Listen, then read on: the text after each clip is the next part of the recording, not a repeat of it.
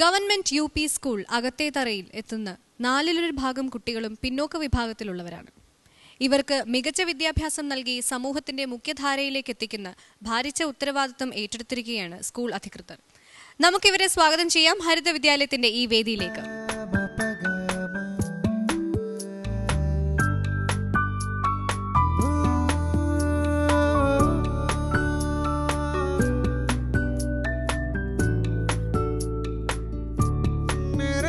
Akathethara government UP സ്കൂളിലെത്തിയപ്പോൾ ഞങ്ങൾ കണ്ട കാഴ്ചകളിലേക്ക്.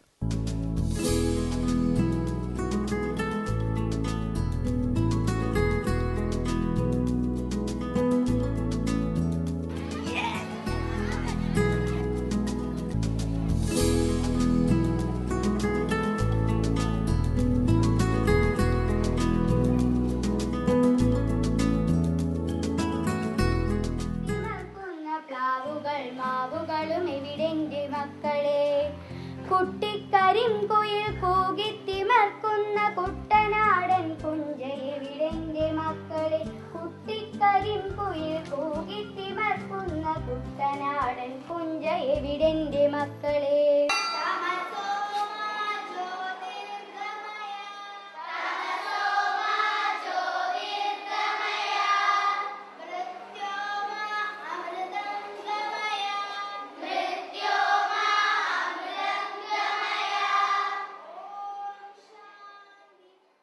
മാം, അകത്തേത്തറ സ്കൂൾ ഇന്ന് അവതരിപ്പിക്കുന്ന മാതൃകാ പ്രവർത്തനങ്ങൾ ഏതൊക്കെയാണ്?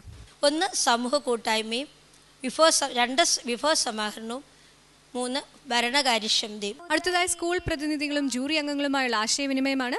നിങ്ങളുടെ ഒരു ശക്തി മേഖലയായിട്ട് ഭരണകാര്യക്ഷമത എടുത്തു പറയാൻ കാരണം എന്താണ്? ഹെഡ്മിസ്ട്രസിന്റെ ആത്മവിശ്വാസമാണ്. ആ ആത്മവിശ്വാസം കൈവന്നത് അകത്തേത്തറ ഗ്രാമപഞ്ചായത്ത് സദ്ഭരണവുമായി ബന്ധപ്പെട്ട് ഒരു മാനേജീരിയൽ ക്ലാസ് തരികയും എല്ലാ കൈമാറ്റം ചെയ്യപ്പെട്ട സ്ഥാപനങ്ങളിലെ ഉദ്യോഗസ്ഥന്മാരും നല്ലൊരു ഓഫീസ് സംവിധാനം ഉണ്ടാക്കുകയും ചെയ്യണമെന്നുള്ള ഒരു കൂട്ടായ തീരുമാനത്തിന്മേലാണ് അങ്ങനെ ഒരു നടപ്പിലാക്കി 2006-2007 വർഷം തൊട്ടേ ആരംഭിച്ചു തുടങ്ങിയതാണ്. അതുകൊണ്ട് ആ കാര്യത്തിൽ ഒരു കാര്യക്ഷമതയുണ്ടെന്നുള്ള ഉറച്ച വിശ്വാസത്തിലാണ്. സ്കൂളിലെ സദ്ഭരണത്തിന്റെ ലക്ഷണങ്ങൾ എന്തൊക്കെയാണ് ടീച്ചറുടെ അഭിപ്രായം? സ്കൂളിലെ സദ്ഭരണത്തിന്റെ ലക്ഷ്യം കൃത്യസമയത്ത് കുട്ടികൾക്ക് പുസ്തകങ്ങൾ എത്തിച്ചു കൊടുക്കുക. എല്ലാവർക്കും കിട്ടുന്നുണ്ടോ? എല്ലാ വർഷവും കൃത്യസമയത്ത് കിട്ടുന്നുണ്ട്. നീതുവിനൊക്കെ പാഠപുസ്തകമൊക്കെ എല്ലാം കിട്ടിയിട്ടുണ്ടോ? എന്നാ കിട്ടിയേ? ഓണപരീക്ഷയ്ക്ക് മുമ്പ് കിട്ടിയോ അത് കഴിഞ്ഞാണോ കിട്ടിയേ? അല്ല, ഓണപരീക്ഷ കഴിഞ്ഞാണ് കിട്ടിയതല്ലേ? ആ, പിന്നെ ശ്രീപാർവതിക്കോ എല്ലാ പുസ്തകമൊക്കെ കിട്ടിയോ? എല്ലാം കിട്ടിയിട്ടുണ്ട് അല്ലേ? ഓണപരീക്ഷയ്ക്ക് മുമ്പ് തന്നെ കിട്ടിയോ? സെക്കൻഡ് വോളിയമാണ് പറയുന്നത്. ഓ, സെക്കൻഡ്. അത് പറഞ്ഞ നന്നായി. അല്ലെങ്കിൽ ഇപ്പോ നമ്മുടെ സെക്കൻഡ് വോളിയമാണ് ഇപ്പൊ ഈ എക്സാം കഴിഞ്ഞ ഓണപരീക്ഷ ഉദ്ദേശിക്കുന്നത്. ഒന്നാം വോളിയം എപ്പോ കിട്ടി? ജൂൺ 1 കിട്ടി. ജൂൺ 1 തന്നെ കിട്ടി. സ്കൂൾ തുറന്ന ഉടനെ തന്നെ കിട്ടി. എല്ലാവർക്കും കിട്ടി. അത് വളരെ നല്ലത്. കാരുണ്യ എന്താ അഭിപ്രായ പാർലമെന്റിൽ പറഞ്ഞത്? ഞങ്ങൾക്ക് ആദ്യം വകുപ്പുകളൊക്കെ തന്നു. ആ, കാരുണ്യയുടെ വകുപ്പ് ഏതാ? വിദ്യാഭ്യാസം. ഓ, വലിയ പ്രധാനപ്പെട്ട വകുപ്പാണ് ഈ വിദ്യാഭ്യാസ വകുപ്പ് എന്ന് പറഞ്ഞ ഒരു വകുപ്പ്. കേന്ദ്ര സർക്കാരിലുണ്ടോ? ഉണ്ടോ? എന്താ അതിനെ പറയുന്നത്? വിദ്യാഭ്യാസ വകുപ്പ് എന്നാണോ പറയുന്നത്? വേറെ എന്തെങ്കിലും പേരാണോ? വിദ്യാഭ്യാസ വകുപ്പ് തന്നെ പറയുന്നത്. വിദ്യാഭ്യാസ വകുപ്പ് എന്നല്ല കേട്ടോ, കേന്ദ്ര സർക്കാർ. ഇവിടെയല്ല, നമ്മുടെ ബേബി സാറിൻ്റെ വകുപ്പല്ല, കേന്ദ്ര സർക്കാർ. ഡൽഹിയിലുള്ള സർക്കാരിൽ വിദ്യാഭ്യാസത്തിന് ഒരു വേറൊരു പേരാണ് കൊടുത്തിരിക്കുന്നത്. മാനവ വിഭവശേഷി. വലിയ വായിക്കൊള്ളൂല എന്നാണ്. കിഷോറെ, എന്തെന്ന് നീ മാനവ വിഭവശേഷി എന്ന് പറഞ്ഞാൽ? മനുഷ്യ വിഭവശേഷി. നമുക്ക് ധാരാളം വിഭവമൊക്കെ കുട്ടിച്ചോറ് തരുന്നതാണോ? അത് ചോദിക്കണം കേട്ടോ, ചോദിച്ച് മനസ്സിലാക്കണം.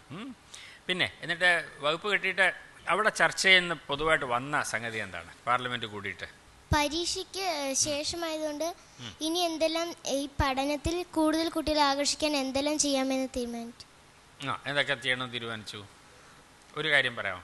കുട്ടികളുടെ സൈക്കിൾ പരിശീലനം കൂടുതൽ ശ്രദ്ധിക്കാൻ, സൈക്കിൾ പരിശീലനം കൊടുക്കാൻ തീരുമാനിച്ചു അല്ലേ? ഈ വിഭവ സമാഹരണം ടീച്ചർ കുറച്ച് ഉദാഹരണങ്ങൾ പറഞ്ഞു. പക്ഷെ എനിക്കറിയേണ്ടത്, ഈ ടീച്ചർ ആദ്യം തുടങ്ങി തന്നെ പിന്നോക്ക സമുദായത്തിൽ നിന്ന് വരുന്ന കുട്ടികളാണ്, അതിൻ്റേതായ പരിമിതികളുണ്ട്. അപ്പോൾ ആ പരിമിതികൾ മറികടക്കാൻ വേണ്ടി ഏതെങ്കിലും തരത്തിലുള്ള വിഭവ സമാഹരണം നടത്തിയിട്ടുണ്ടോ? തീർച്ചയായിട്ടും അവർക്ക് സ്കൂളിൽ നിന്ന് ധാരാളം കൂലിപ്പണിക്കാരുടെ കുട്ടികൾ അവിടെ എത്തുന്നുണ്ട്. അപ്പോൾ അവർക്ക് ആവശ്യമായ യൂണിഫോമുകൾ നമ്മൾ കുട്ടികൾക്ക് നൽകിയിട്ടുണ്ട്.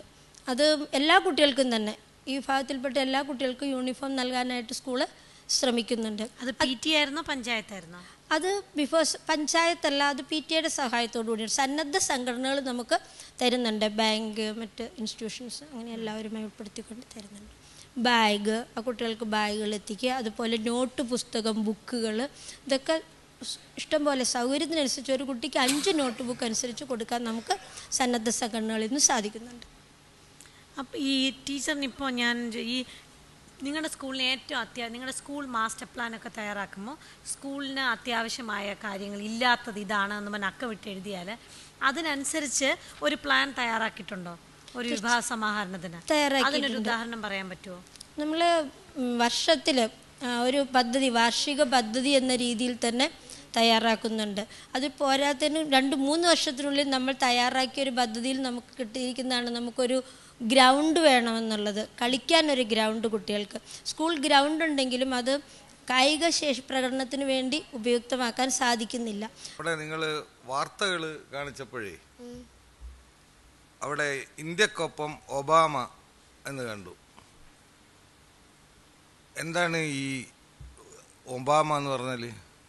അമേരിക്കൻ പ്രസിഡന്റ് ആണല്ലേ? എന്താണ് ഇന്ത്യക്കൊപ്പം ഒബാമ എന്ന് കാണിച്ചത്? ഇന്ത്യയിൽ ഒബാമ വന്നത്. ഇന്ത്യയില് ഒബാമ വന്നത് എപ്പോഴായിരുന്നു അത്?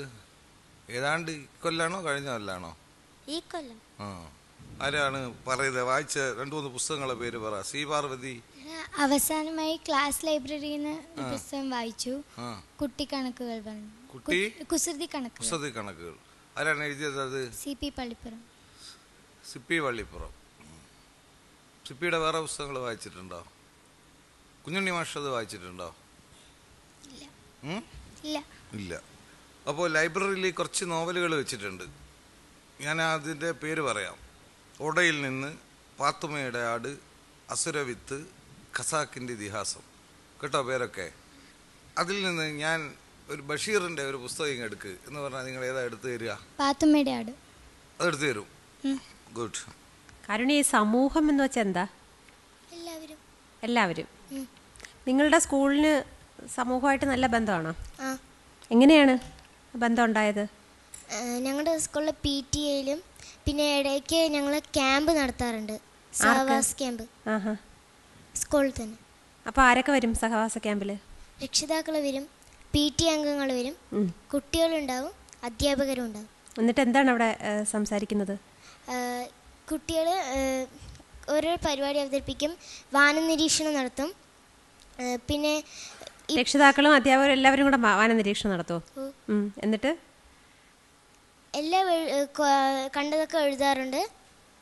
എന്തെഴുതും? നമ്മൾ വാന നിരീക്ഷിച്ചിട്ട് കണ്ട കാര്യങ്ങളൊക്കെ എഴുതും. എന്തൊക്കെ അന്ന് കാരുണ്യ എന്തൊക്കെ നിരീക്ഷിച്ചു? നക്ഷത്രത്തെ. RVG സാർ നിരീക്ഷിക്കുന്ന പോലെയാണോ നിരീക്ഷിച്ചത്? RVG സാർ നിരീക്ഷിച്ചത് പോലെ സാമൂഹിക നിരീക്ഷകനാണ്, അതുപോലെയാണോ നിരീക്ഷിച്ചത്? ഞങ്ങളുടെ സ്കൂളിലുള്ള ടെലിസ്കോപ്പിലൂടെ. എന്താണ്? സ്കൂളിലുള്ള ടെലിസ്കോപ്പിലൂടെ ഞങ്ങൾ നക്ഷത്രങ്ങളെ നോക്കും. ഓ ശരി. അപ്പൊ അത് രാത്രിയിലല്ലേ നിരീക്ഷിക്കാൻ പറ്റൂ? പകല് നിരീക്ഷിക്കോ? രാത്രി ഞങ്ങൾ നിരീക്ഷിക്കും. രാത്രിയിലാണോ സഹവാസ ക്യാമ്പ്? രാവിലെ ഒരു ദിവസം രാവിലെ തുടങ്ങിയ പിറ്റേ ദിവസം വൈകുന്നേരം വരെ ഉണ്ടാവും. ഓ ശരി ശരി. എന്നിട്ട് എന്തൊക്കെ നിരീക്ഷിച്ചു കാരുണ്യ? നക്ഷത്രങ്ങളെ നിരീക്ഷിച്ചു. അതിനെ നിരീക്ഷിച്ചുള്ളൂ. കാരുണ്യയുടെ ക്ലാസ്സിൽ എത്ര കുട്ടികളുണ്ട്? 32. ഈ കുട്ടികളുടെയൊക്കെ വീട് എവിടെയാണ്? പലരും പലയിടത്താണ്. എവിടെയൊക്കെയാണെന്ന് അറിയാമോ എല്ലാവരുടെയും വീട്? കൊങ്ങപ്പാടം, ചെക്കിനിപ്പാടം, ചേറുങ്ങാട്ടുകാവ്, ആനക്കല്ല്, തട്ടുറുമ്പക്കാട്. ഓ ഇത്രയും കുട്ടികളുടെ വീടറിയാമോ? ഇടുക്കിയാണല്ലോ. ഈ സ്കൂളും ഒരു ചുറ്റുപാടുകൾക്ക് ഒരു സ്കൂളുമായിട്ടുള്ളൊരു ബന്ധം ഉണ്ടാക്കാൻ PTA പ്രസിഡന്റ് എന്ന നിലയിൽ എന്തെങ്കിലും ചെയ്തിട്ടുണ്ടോ? എന്താണ് ചെയ്തിട്ടുള്ളത്? നമ്മളിപ്പോൾ PTA പ്രസിഡന്റായിട്ട് ഇപ്പോൾ 7 വർഷമായി. ഇവിടെ നമ്മൾ 7 വർഷമായി. ഓ ശരി. സ്ഥിരം PTA പ്രസിഡന്റ് ആണല്ലേ? അധികാരം ഒഴിഞ്ഞു കൊടുക്കില്ലല്ലേ?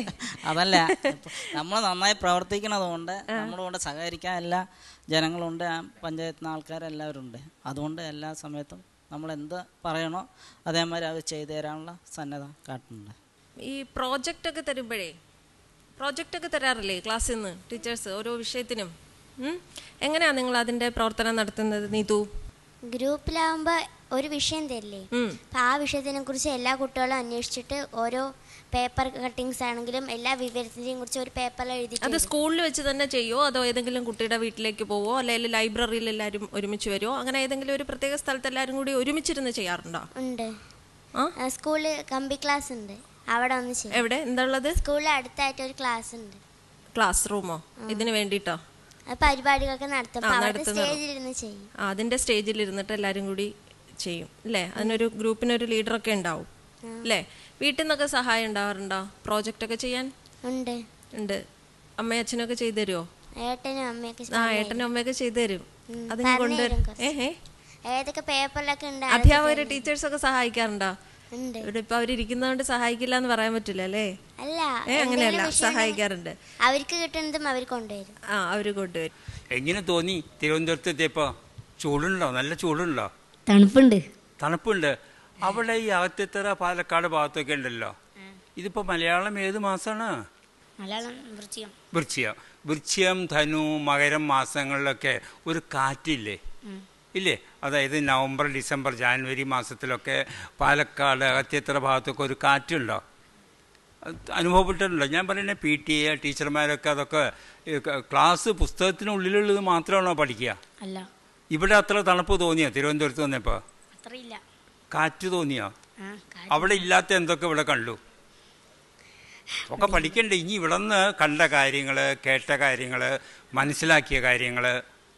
അവിടെ വളരെ ചൂട് കൂടുതലാണോ പാലക്കാട്? പ്രത്യേകിച്ച് സ്കൂളൊക്കെ അടയ്ക്കുന്ന സമയത്ത് മാർച്ച് മാസത്തിലൊക്കെ. ഇവിടെ മാർച്ച് മാസത്തിൽ അത്ര ചൂടൊന്നുമില്ല. പാലക്കാട് ചൂട് കൂടുതലാണ് ഏപ്രിൽ, മെയ് മാസത്തിലൊക്കെ. എന്താ കാരണം? പുസ്തകത്തിലില്ല, പരീക്ഷയ്ക്ക് ചോദിക്കില്ല, മാർക്ക് കിട്ടില്ല. എന്നാലും ഇതൊക്കെ കാണുന്ന കാര്യങ്ങളല്ലേ, ഇതൊക്കെ അനുഭവിക്കുന്ന കാര്യങ്ങളല്ലേ? ചോദിച്ചിട്ടുണ്ടോ? ഒന്ന് ചോദിക്കണ്ടേ? ഇപ്പം ഇനി തിരിച്ചു പോയിട്ട് എന്ത് ചെയ്യും? മാഗസീൻ എന്ന് പറഞ്ഞില്ലേ, ടീച്ചർ പറഞ്ഞില്ലേ എത്ര മാഗസീനുകൾ അവിടെയുള്ള? ക്ലാസ് തല മാഗസീൻ, അമ്മമാരുടെ മാഗസീൻ, എല്ലാ ക്ലാസ്സിലും പത്രം. ഇതിലൊക്കെ ഈ അനുഭവങ്ങളൊക്കെ ഒന്ന് എഴുതുമോ? നല്ല അനുഭവങ്ങൾ ഉണ്ടായോ? ഇവിടെ വന്നതിന് ശേഷം യാത്ര എങ്ങനെയാ വന്ന്? തീവണ്ടിയിലാണോ ബസ്സിലാണോ? ഒരു അനുഭവം ആർക്കെങ്കിലും പറയാൻ പറ്റുമോ? തണുത്തു, ചൂടായി, വിശന്നു, ഉറക്കം വന്നില്ല, ഇതൊക്കെ ഒരു അനുഭവമല്ലേ? അറിവെന്ന് പറഞ്ഞു കഴിഞ്ഞാൽ അനുഭവമാണ്. അനുഭവത്തെയാണ് നമ്മൾ അറിവാക്കി മാറ്റേണ്ടത്. അടുത്തതായി അകത്തേത്തറ ഗവൺമെന്റ് UP സ്കൂളിന്റെ ഗ്രേഡ്സ് അറിയാനുള്ള സമയമാണ്.